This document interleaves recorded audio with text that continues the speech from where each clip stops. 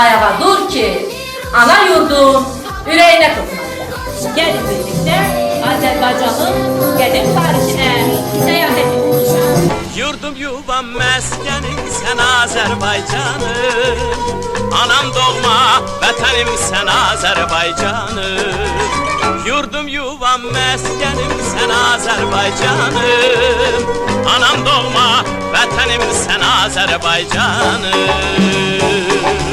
Bakı qədimliyinə, ərazisinin böyüklüyünə və əhalisinin sayına görə Şərqin qocaman və ən böyük şəhərlərində biridir. Güzeldir, deniz əzizdir, göleniz əzizdir. Sevgilimiz denizdir, denizdir, denizdir.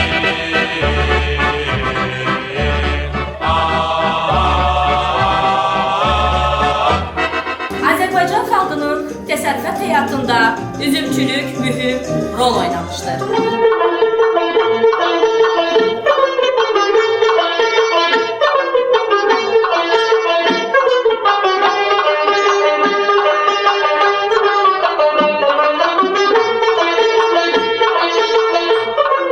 Gəncədə bir qız var, adı Çiçəkdir.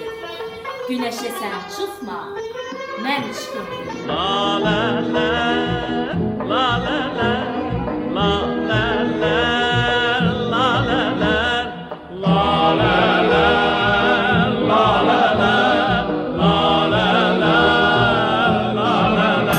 Şəki Azərbaycanın şimal qərbində yerləşən qədim və füsunkar bir şəhərdir. Şəkil şəkil, igidlər oynadı. Şəkil şəkil, ömrümün övrağı. Şəkil şəkil, igidlər oynadı. Şəkil şəkil, ömrümün övrağı.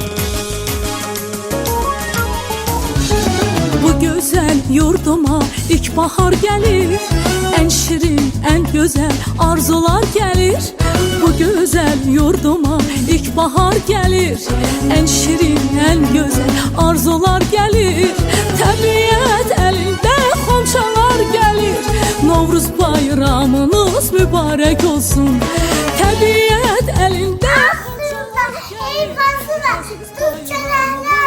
mübarək olsun, mübarək olsun, mübarək olsun.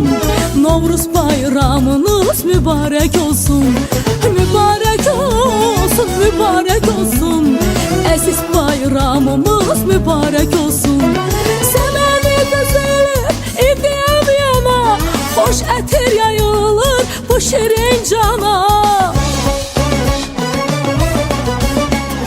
Səməni gözəli idiyəm yana, xoş ətir yayılır bu şirin cana. Gözəl vətən, mənan dərin, beşiksən gözəllərin.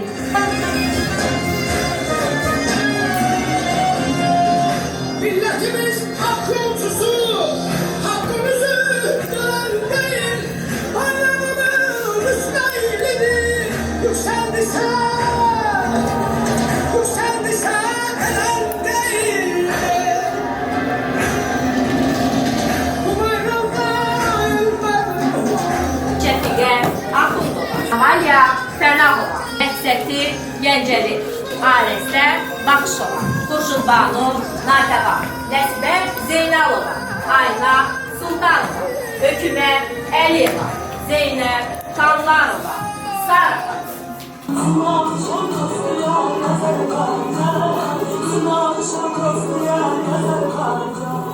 Peşin bir şapkası var,